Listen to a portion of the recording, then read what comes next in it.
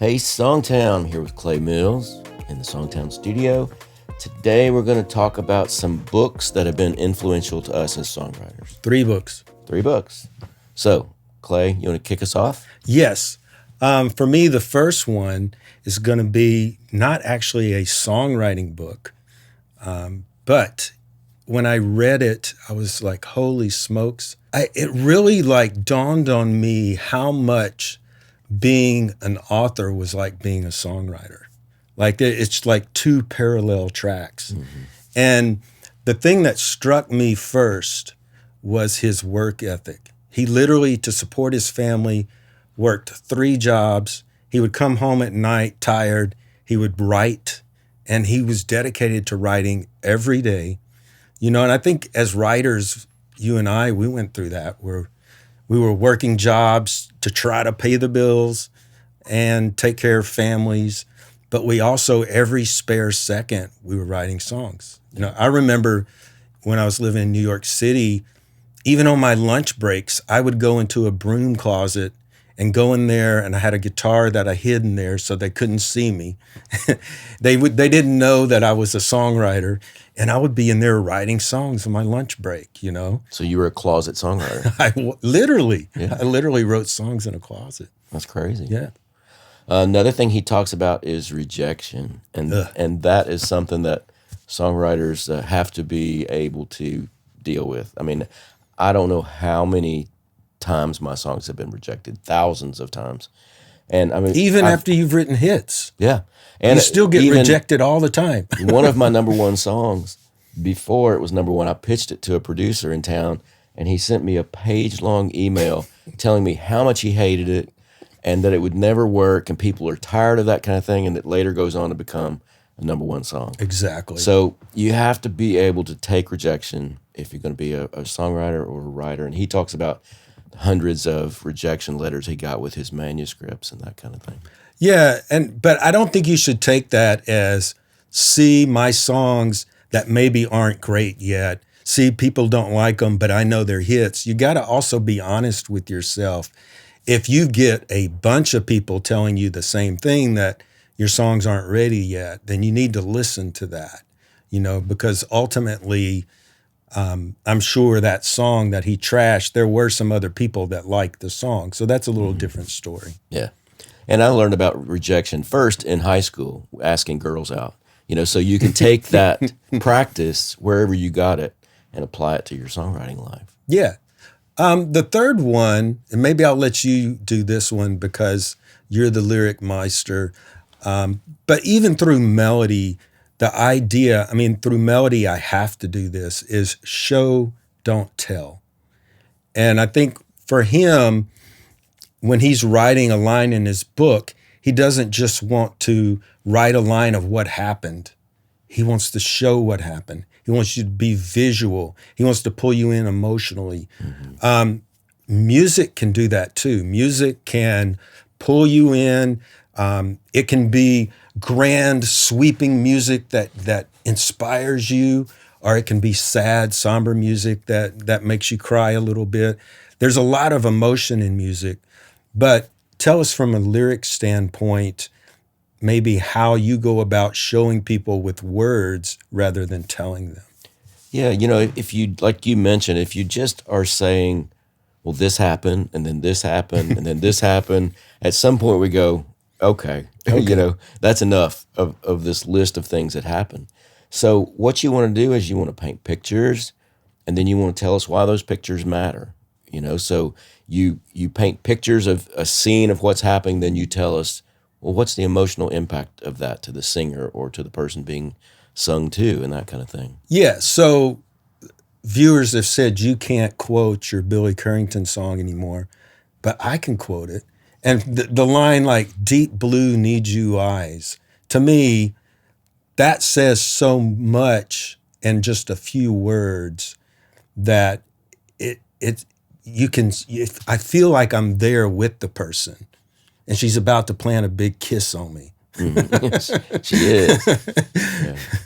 Yeah. So no, that's a great example of how you can sometimes do that. It's like instead of just saying, then she was about to kiss me, Yeah. then she looked at me in this certain way, and Right. we know what that means, Yeah, she gave you those deep blue need you eyes, and you know what's about to happen without saying she's about to come over here and lay one on me. Exactly.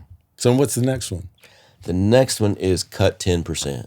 Yeah, at least. And I think the principle that applies, he was talking about in his manuscripts of getting rid of the fluff.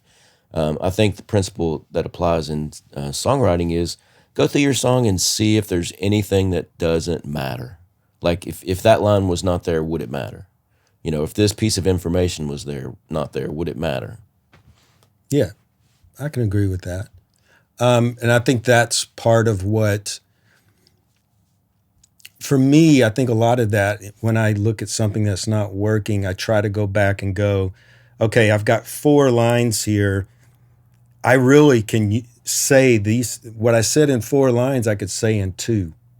And so then maybe I only use half a verse for the second verse because I don't need to do a whole verse. I don't have that much to say. Yeah. So if I can cut those 4 down to 2 and get to the chorus quicker, that might be one case where cutting some of the fluff out works a lot. I call that the economy of words. Like, treat your song as if you can, you don't get paid by the word. You get paid by being concise. Yeah. And you want to say what you need to say in the least possible words. Yeah, and that comes to the next point. It leads well into, Stephen has this idea of clarity trumps cleverness. And we've talked about that a lot in SongTown, how being clear about what you're wanting to say and being real is more important than being clever. Yeah. Because a lot of times when writers hear the word clever, they go, but I want to be clever. I want to say something in a different way. But that's not really what we mean when we say clever. Clever is when you're saying something and it sounds like, oh, a songwriter wrote that and they're trying to be clever. And it comes across as a little phony rather than being real and from the heart. Yeah, absolutely. I mean, and an example from the past that worked but probably wouldn't work now is, if I said you had a beautiful body, would you hold it against me? When you hear that, it's funny and it's cute, but at the end of the day, you've heard it 4 or 5 times, and you're like, okay, the joke was funny the first time, but it's not necessarily funny the 5th time. And it's probably why that style of song isn't popular today, because once you hear it, yeah, you've heard it, you chuckled, you laughed, and then you're over it. That was a great song. Yeah, it was. But I think the trick is when you are being clever like that, you got to back it up with something that's really great. But we don't see titles like that as often anymore. So I don't know, maybe they'll come back and we'll change this. We'll go 3 things we were wrong about in the past. Exactly. Yeah. But for now, for the last 20 years, it's been mostly real, and clarity beats this cleverness idea. Yeah, and I mentor people too that every single song they're trying to be clever, or they're using wordplay or a double meaning of a word. They're trying to impress you rather than make you feel something. Yeah, and that's the thing I encourage them to do. When I see those songs, I'm like, take a break from this for a minute and write this song in a serious way, or a heartfelt way. Yeah. Try the same song, instead of being clever, be more heartfelt or more emotional with it. Exactly. What's the next one from Stephen? The next one is read a lot, write a lot. Yes. It always amazes me when writers say, and I know we're going to have people out there saying, I don't ever read. But for me, personally, I can only speak for me, if I'm not taking in great writing, it's harder to put out great writing. And I think the more that I digest of great authors and great quotes and things like that, the more I have to say and the more different ways I can think to say things. So your Facebook feed is not good reading? No. Not usually. No, I hear a lot of songwriting, a lot of great songwriters that say that is that not just with the reading, but listening. I was surprised that I'll run into songwriters in SongTown that say, well, I only listened to music from, when I was growing up back in the 80s or the 90s. I'm like, well, that's great, but what are you doing to feed new stuff? You're constantly got to take in new material just so you can grow and feel inspired. Yeah, absolutely. So enough of Stephen. Let's talk about another book. Okay.